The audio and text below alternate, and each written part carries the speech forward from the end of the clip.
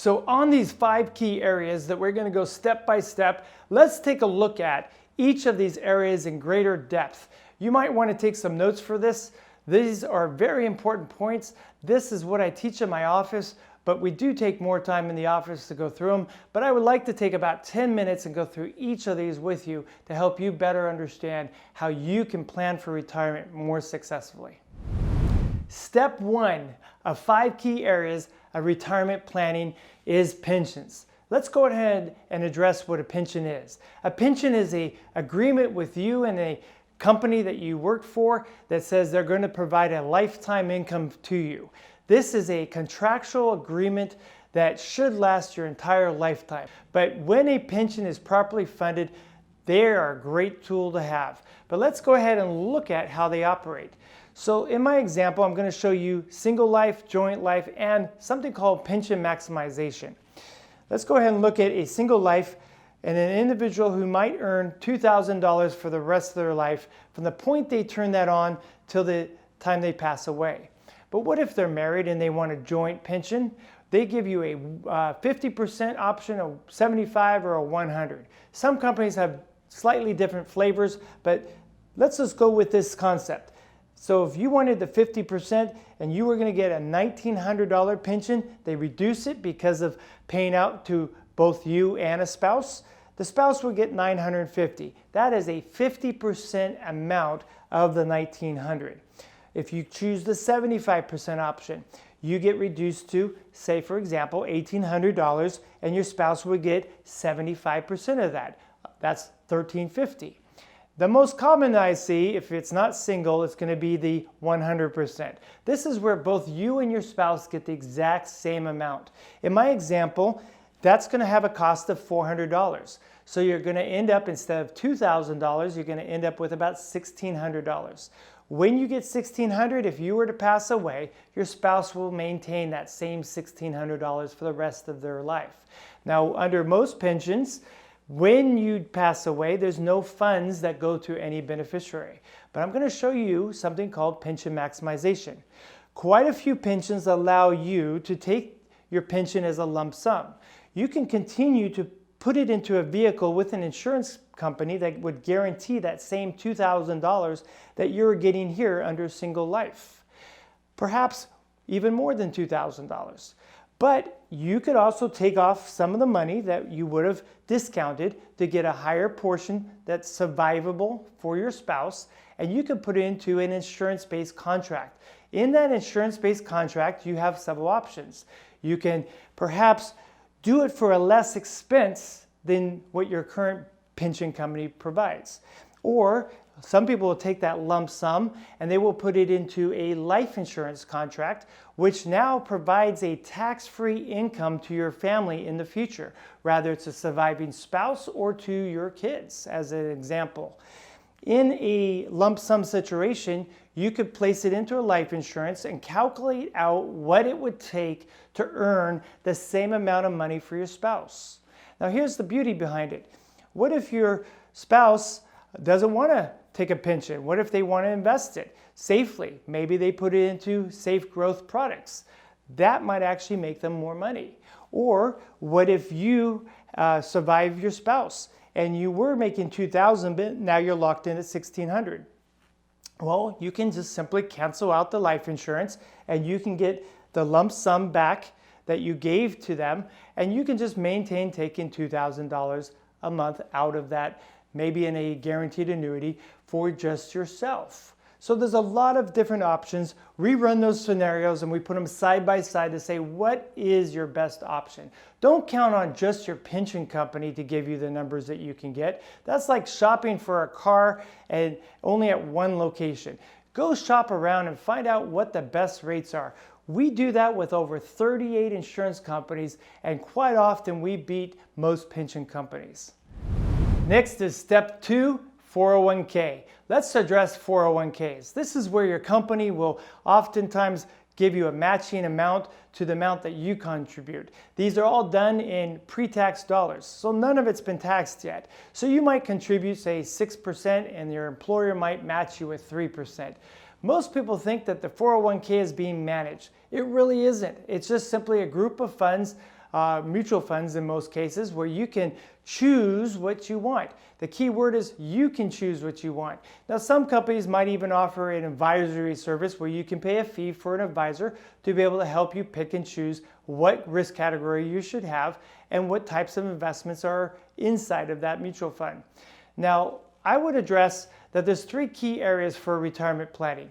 I like to use what's called the triple bucket system. Most people have red being 90% of their bucket. This is called the 401k or a traditional IRA in most cases. Perhaps you even have money inside of a non-qualified, but in this situation, I like to see a certain portion in liquid money. That's like bank account where it's absolutely safe, there's no risk, there's no fees to it, but you don't earn very much. The second bucket being risk growth. This is where it might be invested in the market like mutual funds, earning 7 to 10% on average. You're going to have positive years where you're going to make a lot of money and negative years where you could lose a lot of money. So risk has to be measured. And then the third bucket is what I call my safe growth bucket. The safe growth should be about 5 to 7% in return, no risk. That means you can't lose your principal or your interest, and there's no fees. Let's talk about how the market volatility works. We know that the market goes up and down, and we're supposed to buy how? We're supposed to buy low. And when do we sell? We sell when it's high. So let's take, for example, in 2017, the market went through the roof. How many of you sold? Probably very few of you, because what drives the market is greed and fear. When the market goes through the roof, most of us say, well, I want to stay in, I want to make more money. What happened in 2018 was the market pummeled. And when the market pummeled, what happened? It scared people. And what did they do? They sold. We're supposed to be buying. What are we doing selling? I did see some people get out of the market when they probably should have stayed in. But if we're following the rules, we're going to buy low and we're only going to sell high. So in 2019, the market came back, and what do? We sold. Maybe you sold because you wanted to take money out for retirement. Perhaps you wanted to take money and put it into your RMD distributions. You need to take a certain portion if you're 72 or older now. And so what are we doing with this strategy? Well, let's look at the actual returns that could have hurt us. In 2017, the market was up, and let's just say that you're taking out 5% withdrawals and the market's going up by 10%. Well, that means you're still got a net gain of 5. But what happens if the market went down 10 and you took out 5? Now, negative 10 plus negative 5 is negative 15. Negative 15 can really hurt your account. This is something called, it's a strategy called sequence of returns. This is something that in my office I teach how to avoid sequence of returns from happening. Well, let's apply this strategy called sequence of returns, and how can we avoid it? I'm going to give you a little snippet. So in 2017, if the market's up, you take it out of the risk bucket. In 2018, if the market's down, you take it out of your safe bucket. And if the market's back up in 2019, you take it out of your risk money. 2020, I haven't talked about. When I made this slide, it had gone down, but since then it kind of returned fairly well in the latter part of 2020. Pretty steep drop in 2020, 32% in some cases. Well, let's just focus on positive and negative markets. On a risk bucket, if the market goes up and you're taking out 5, that's negative 5. But because we're implementing a triple bucket system here and we're using safe money during a down market, when the market loses 10 and you want to take out 5, we scratch out that 10 because we're not touching those funds. We're going to let them sit where they're at until they rebound back. So we're going to dip into our safe bucket and we're going to take out money of just the 5% that we need. So our losses are just what we've taken out, 5%. Let me ask you a question. If the markets are going up and down and you have an option of this green line, which is your steady growth, the red line represents the S&P 500 in 1998, and it grew until about 2000. Then we dropped down, we had 9/11 and we had the dot-com bubble bust. And then it returned up until about 2007. And you remember the housing bubble and some corporate fraud like Enron, big company. Well, it caused us to fall down for about 4 years and another few years to get back. As soon as it got back, it shot up, and then we've had some differences since then. Let's take a look at how safe money grows. Same amount of money, you won't catch up the same amount of growth because you're not accepting any of the risk. So when the market falls, you get a zero return for that year. I always say zero is your hero. When the markets fall, you're taking money out of this green bucket, not out of the red bucket. When the market comes up, it comes up. When the market falls, the green line, the safe bucket, stays steady. When the markets come back up, so does the green bucket. What is this and how does it work? We're going to dissect that in my office a little bit later. But that is step number 2. How do you manage your 401k? Make sure you have a triple bucket system. You have liquid cash, you have risk money, and safe money. Don't let all of your money be in your 401k or traditional IRA. Invest it all in the market. Now for step 3. Step 3 is about retirement planning. Have you built a good blueprint for retirement? So often I'll find people in their heads, they'll say, well, if I just take out 5%, I earn 5%, that should work out okay. Do you really want your retirement to be based off of would, could, should? What I suggest is get a good set of tools. Either you can go out on the internet and download software that does a fantastic job, it's well worth the investment, or you can come to my office and we will build this for you and provide our services, our expertise, our knowledge and advice, along with implementation of strategies for your retirement plan at no cost. Let me show you what Retirement Plan Analyzer looks like.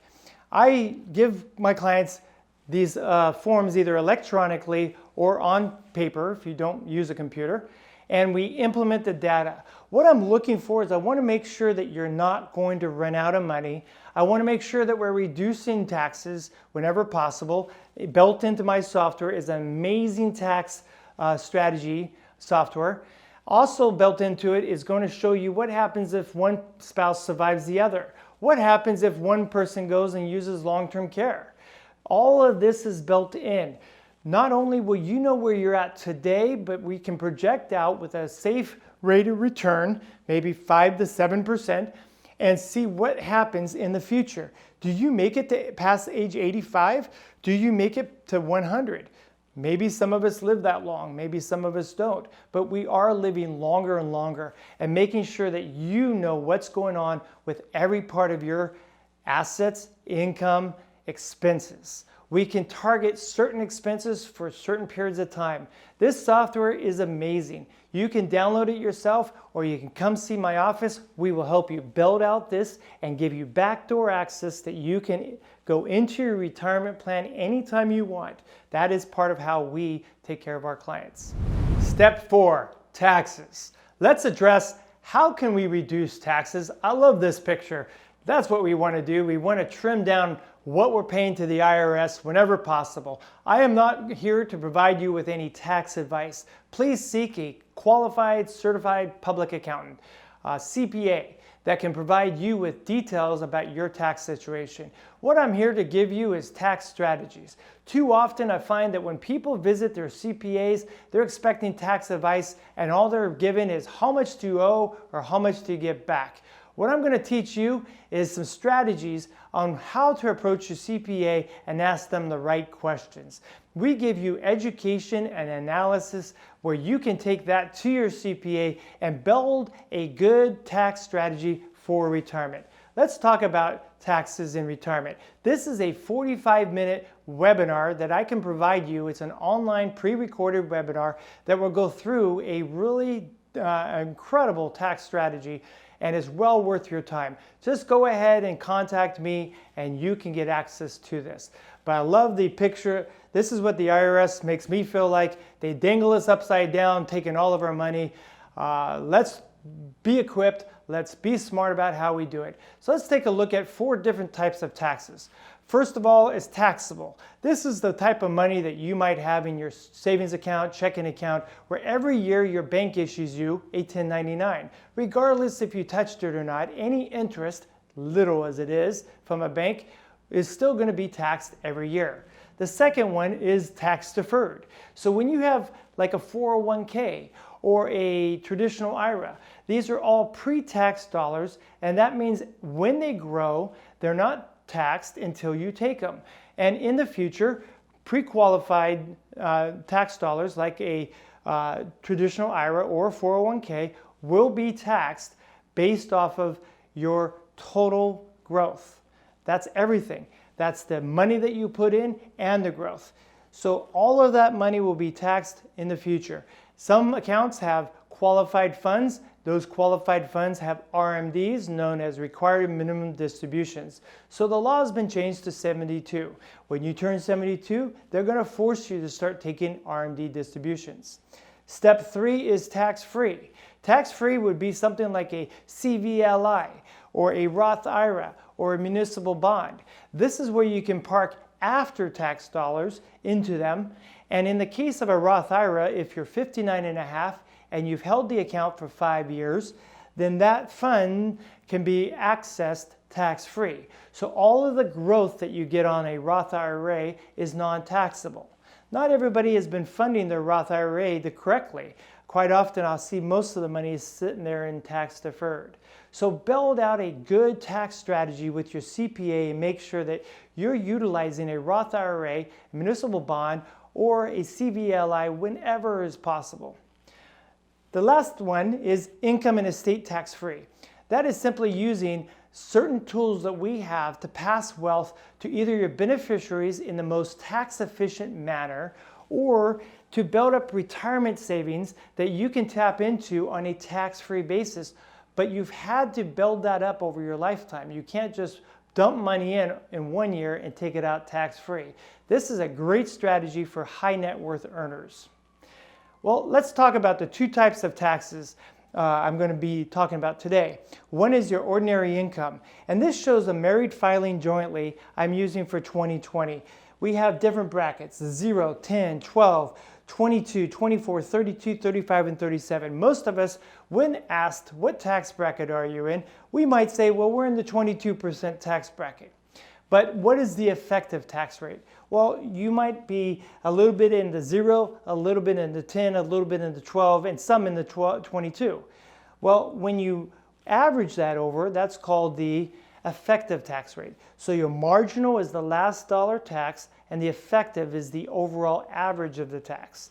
Sometimes people come to me and say, I'd like to take money out of my IRA, and I say, well, you're in the 22% tax bracket. Do you have any other funds? Oh yes, I have some non-qualified. Well, if it's non-qualified, that might fall, as long as it's over 12 months, into a different type of tax system. 0, 15, and 20%. So going back, why would I want to tap in at 22% for every dollar I'm going to take out for maybe a vacation or fixing up the house? Maybe I'll just take it out of this section here, because a married filing jointly might have up to about $72,000. Don't quote me on that. These are just educational pieces. So if I could tap in $20,000 at 0%, that's better than paying 22%. This is how I teach my clients how to be tax efficient. Make sure your CPA is part of the team. Step 5, asset protection. This is a key component to making sure that what you have saved up for your entire lifetime and what you put aside to enjoy for vacations, for traveling, for giving to the grandkids is protected. One of the biggest expenses to our retirement plan is long-term care. We all know it, we've heard it. Long-term care insurance is extremely expensive. There's better alternatives today. Did you know that over 70% of us will use some form of long-term care? 70%. That is an outrageous number. When I started as a financial advisor 18 years ago, that number was only 50%. So due to modern medicine, we're living longer, and our bodies are still breaking down. And because of that, now 70% of us will use some form of long-term care. No wonder the insurance costs for long-term care policies are through the roof. But I have strategies that I would recommend to you. Let's look at first, who pays for long-term care? Well, Medicare pays about 10%. If you do a spin down, basically you're what I call broke. You have Medicaid paying 34%, public help, maybe there's donations for 1%, but 52% of us will pay for long-term care out of our own pocket. I want to teach you how to reduce your cost. If you look at 2018, the cost for a nursing home was about $100,000. The cost for a nursing home semi-private is a little bit less, $89,000, but a home health care worker was $50,000. What about if you had services or assisted living, or you went to adult daycare, or maybe Alzheimer's? These are very expensive. I have strategies where I'll show you how to leverage what you have. For example, you could take $100,000 and double it to $200,000, possibly even $250,000. Now keep in mind, you started out with $100,000, but you could utilize a bucket of dollars to help pay for these expenses out of the $250 if you qualify. There are some stipulations. So find out if you can put in what I call liquid funds. Those are the funds that are dormant, sitting in your bank account, perhaps earning 0.5%. Let's change them to where they're still liquid. You can earn 5 to 7% and double the money to $200,000 or even $250,000 to take care of expenses. What happens on those types of policies? If you don't use it, you lose it? No, your beneficiaries will get it in a tax-free format, not the $100,000, but the $250,000. What happens if you need it? Then the $250,000 that you have access to comes to you in a tax-free format. But again, it is liquid. So if you decided, I don't even want the policy, hand me back the money, it's got what's called a return of premium. So it's a win-win-win. I love leveraging money and teaching people how to be more efficient with their money. These are my 5 steps, very important for you to learn. Have time to go through these and look at what's available. Well, that's the webinar for today. These are the 5 key steps to retirement planning. Thank you for joining me. I want to extend to everyone who has gone through this webinar a no-cost retirement analysis that tackles each of these categories. On the analysis, you have backdoor access to it as well. We can get started building this retirement analysis if you contact my office. You can also get a free book if you do this within the next 24 hours. I'm going to give you a book called The Retirement Miracle by Patrick Kelly. Fantastic book that addresses a lot of the concerns I just talked about. That's your gift if you book your appointment right now within the next 24 hours. My name is Corbin Lindsey. My phone number is 360-722-7889. You can also click the link down below and you can book on my calendar. We can start off with a 15 to 30 minute phone call to find out if I'm a good fit for you, and if you're the right type of client that I can help. Then let's take the next step and build that retirement plan. I hope you have a great retirement. I'm glad that you joined me for my webinar, and thank you again for your time.